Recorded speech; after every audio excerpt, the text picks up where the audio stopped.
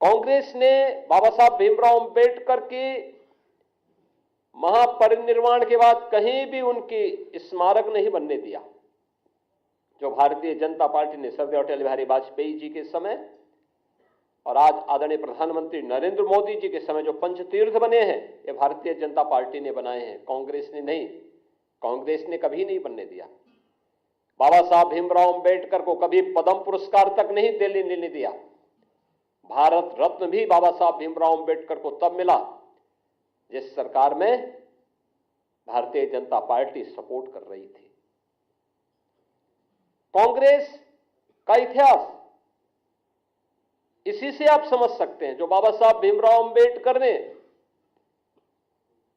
अपने इस्तीफे के दौर के बाद कही थी, जब उन्हें अपने पद को छोड़ने के लिए मजबूर होना पड़ा था, तो उन्होंने उस समय नेहरू सरकार पर आरोप लगाए थे। और ये परंपरा है कि कोई मंत्री अपने पद से इस्तीफा सदन के रहते हुए दे रहा है तो उसे सदन में बोलने का अवसर दिया जाता है। बाबा साहब भीमराव अंबेडकर को नहीं बोलने दिया सदन में, अपमान यहां पे भी किया गया। उनके इस्तीफे को उजागर नहीं होने दिया गया। अपने इस्तीफे में बाबा साहब अंबेडकर इस बात को कहते हैं कि कांग्रेस को वंचितों और दलितों की चिंता नहीं है, पंडित नेहरू को दलितों और वंचितों की चिंता नहीं है,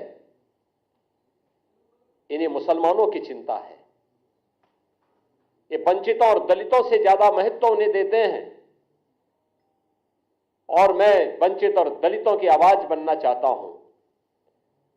मैंने वित्त और अर्थशास्त्र विषय से उच्च डिग्री हासिल की है। मुझे किसी संसदीय समिति में तक नहीं रखा गया है।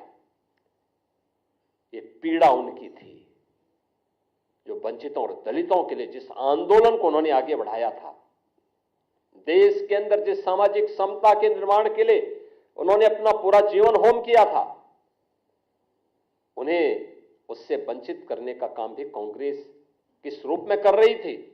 ये बाबा साहब अंबेडकर की पीड़ा उनके इस्तीफे के माध्यम से देखने को मिलती है।